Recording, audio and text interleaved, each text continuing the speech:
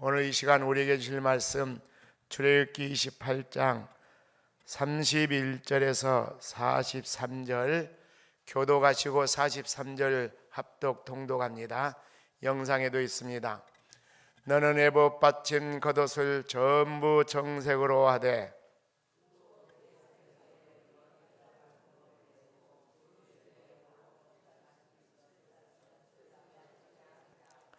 33절 내가 봅니다. 그 옷 가장자리로 돌아가며 정색, 자색, 홍색 실로 석류를 수놓고 금방울을 간격을 두어 달되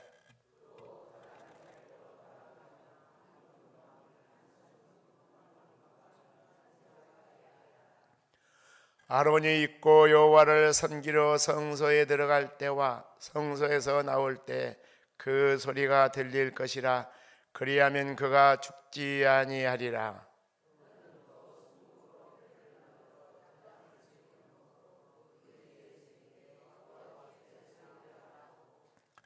그 배를 청색 끈으로 간 위에 베되 곧 간 전면에 있게 하라.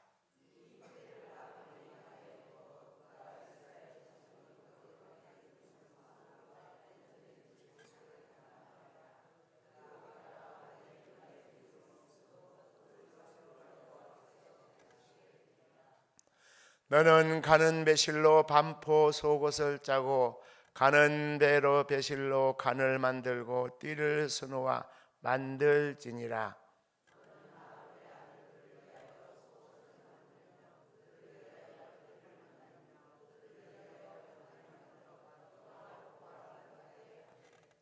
너는 그것으로 내 형 아론과 그와 함께한 그의 아들들에게 입히고 그들에게 기름을 부어 위임하고 거룩하게 하여 그들이 제사장 직분을 내게 행하게 할지며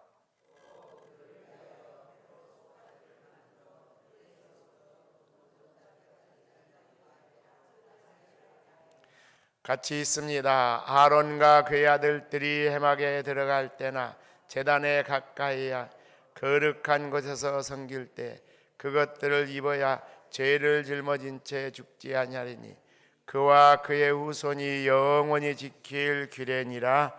아멘. 할렐루야. 오늘 제목을 따라 합시다. 제사장은 누구입니까? 여러분, 역할 모델이 중요합니다. 사람이 누구를 본받느냐, 이게 누가 자기의 인생의 롤 모델이 되느냐, 이게 굉장히 중요한 것이죠. 지금 종교개혁 이후에 이 교회 시대에 사는 우리 모든 하나님의 백성들의 그 사명이 있는데 만인 제사장 시대에 살고 있습니다. 그리스도를 믿는 사람 다 왕같은 족속이요 제사장 나라요 거룩한 백성인 줄로 믿습니다. 그러면은 오늘 이 시대 왜 기독교가 세상으로부터 비난을 당하고 조롱을 당하고 비웃음을 당하는가? 그 이유가 있습니다. 성도가 성도의 진가를 발휘하지 못하니까. 우리 예수님께서 너희는 세상의 무엇이다? 빛이다. 너희는 세상의 무엇이다? 소금이다.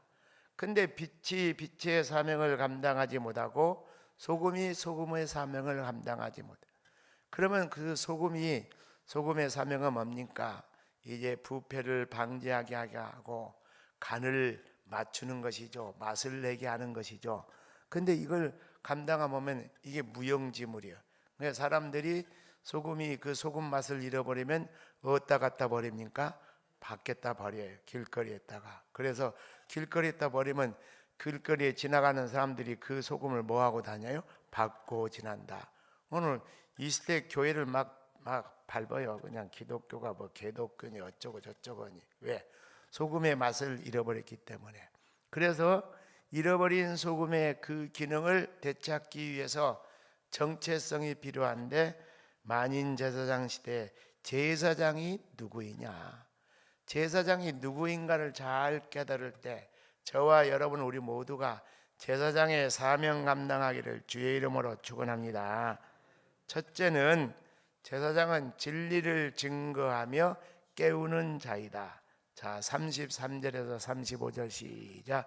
그 옷 가장자리로 돌아가며 청색, 자색, 홍색 실로 무엇을 수놓고 성류를 수놓고 또 무엇을 간격을 두어 금방울을 간격을 두어 만들며 그 옷 가장자리로 돌아가며 한 금방울 한 성류 한 금방울 한 성류가 있게 하라.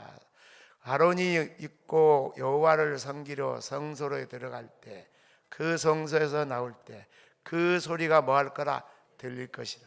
그리하면 그가 뭐 하지 아니라 죽지 아니하리.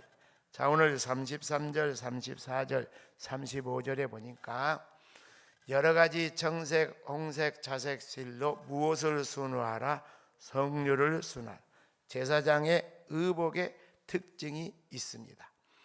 여러분, 그 왕은 왕이 입는 옷이 따로 있습니다. 그 옷을 아무나 입을 수 없어요. 그 옷을 누구든지 흉내내서 만들어 입으면은 무슨 죄를 져요? 반역죄를 짓는 거예요. 근데 왕이 의복을 입는 이유가 뭐냐? 그 의복을 입고 있을 때 나는 곧 이 나라의 뭐다? 왕이다. 그럼 왕은 백성들을 잘 위해서 선정, 정치를 잘 베풀어야 되는 거예요. 그래서 왕이 그 의복을 입고 있을 때 자기의 사명을 감당하게 되는 거예요. 군인이 군복을 입고 있을 때 나는 국토방위, 나라의 국민의 생명과 나라의 안전을 지키는 사명이 있다라는 사명을 정체성을 깨닫게 되는 거예요. 제사장 의복도 그래요. 근데 두 번째 보니까 제사장의 의복에 여러 가지 청색, 자색, 홍색 실로 무엇을 순화하라? 성류를 순화하라. 그러면 성류를 순는다 하는 것은 뭘 상징하는가? 말씀을 상징해요. 그러면 성류가 왜 말씀을 상징하는가? 이 해석은 전통적으로 유대 납비들의 해석입니다. 이 유대 납비들이 이 영적인 해석을 했어요. 성류는요, 단단한 성류 조각을 껍질을 쪼개면 그 안에 붉은 빛을 발하는 가육이, 아주 맛있는 가육이 들어있어요. 우리나라 성류는 그렇게 달지 않습니다. 근데 이 바이블랜드, 성경의 배경이 되는 이 성지를 가서 그 성류를 그 과일을 먹으면은 그 얼마나 그 성류가 우리는 좀 신데 물론 거기도 약간 새콤한 맛은 있는데 그러면서도 상당히 달아요. 그 맛이 되게 있어요. 그리고 성류가 우리나라 사과처럼 상당히 커요. 우리는 그렇게 크지 않는데. 그리고 그 껍질은 우리보다 조금 더 조금 딱딱해요. 그래서 유대인들이 이 납비들이 이 성류를 하나의 말씀으로 어떻게 해석을 했는가? 이 그 하나의 말씀이 초신자들에게는 좀 딱딱합니다. 예, 처음 공부하는 사람들에게는 하나의 말씀이 참 이해하기도 힘들고 좀 딱딱하고 견고합니다. 근데 성류가 좀 딱딱하지만 그걸 껍질을 벗겨놓으면은 그렇게 성류 알이 거기에 그냥 약간 새콤하면서도 달짝지근하면서도 그냥 입맛이 쫙쫙 달라붙고 침이 그냥 침샘이 막 제대로 돋아요. 그런 것처럼 하나님의 말씀이 어찌 보면 좀 딱딱한 것 같은데 그 말씀을 잘 깊이 있게 깨닫고 또 이해하게 되면 이 말씀이 얼마나 달고 오묘한 진리인지. 할렐루야, 할렐루야. 또 성류를 수놓을 뿐만 아니라 사이사이 뭘 달아라? 금방울을 달아. 뭘 달아라? 금방울을 달아. 그래서 금방울을 달아서 34절에 보니까 금방울이 35절에 보니까 뭐하게 하라? 소리가 나요. 금방울을 나누면 소리가 나요. 그러니까 금방울은 뭔 사명이 있느냐? 울리는 사명이 있는 줄로 믿습니다. 이건 뭘 이야기한가? 하나님의 백성들이 하나님 말씀을 잘 깨닫고 이해하면요, 이 말씀이 성류 알처럼 그렇게 달고 오묘한 말씀. 근데 이 달고 오묘한 말씀을 우리가 감동받는 거로 끝나는 것이 아니에요. 이 말씀을 우리가 잘 깨달았으면 이 말씀의 증인이 되기를 주의 이름으로 축원합니다. 이게 다른 사람을 깨우치는 것이죠. 그래서 깨우치는 사명이 있는 거죠. 두 번째는 거룩한 삶의 지표가 되어야 합니다. 자, 여러분 36절 시작. 너는 또 순금으로 배를 만들어 도장을 새기는 법으로 그 위에 새기되 누구에게 성결이라? 여호와께 성결. 자, 중요한 거. 누구에게 성결? 여호와께 성결. 이걸 딱 갖다가 붙였어요. 예. 첫째는 누구에게 성결? 여호와께 성결. 예. 그래서 여러분, 이 하나님의 백성들은 나시린이에요. 제사장은, 선지자는 다 나시린이죠. 나시린은 뜻이 뭐냐? 따라합시다. 구별된 삶. 우리는 세속과 죄악으로 구별돼서 하나님 앞에 성결한 하나님의 백성들이 되기를 주의 이름으로 축원합니다. 평양 부흥운동을 통해서 한국 교회와 민족 사회를 어떻게 바꿔놨는가? 첫째, 주일 성수 철저히 했습니다.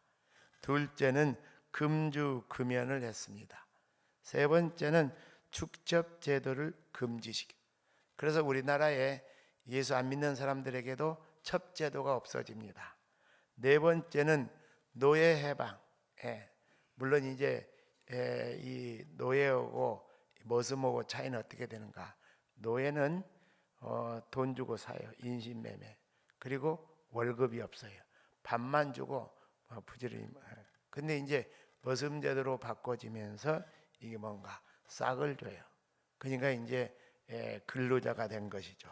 그 다음에는 인신매매를 금지시켜서 다섯 번째, 네 번째가 아니고 그래서 이제 이걸 그런 잘못된 죄악된 요소들이 민족사회 속에서 없어지게 되었다.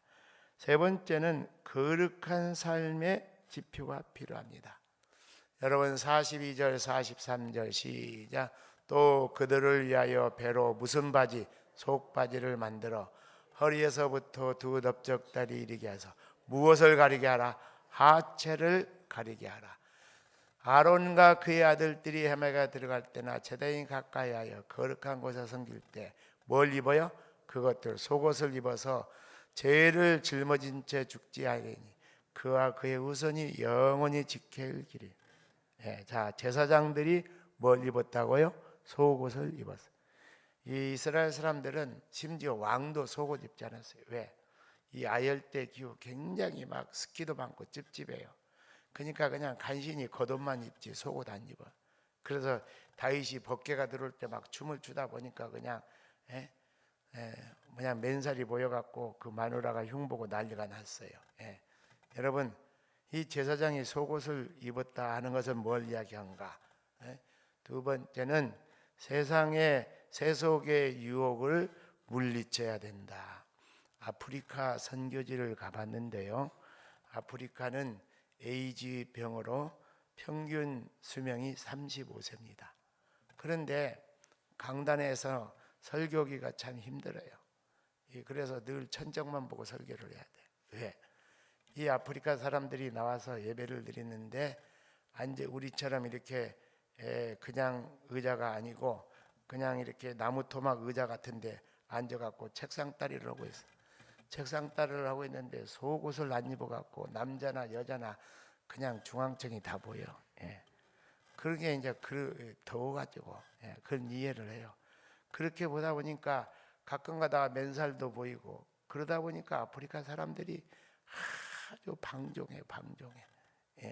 도덕적인 개념이 전혀 없어요. 그래서 속옷을 입어라 라는 것은 뭘 이야기한가? 맨몸이 모이지 않게 하체를 가려라. 하체를 가려라 하는 것은 세속의 죄악의 유혹에 노출되지 마라. 할렐루야. 이제 말씀을 마무리 짓는 교훈과 적용.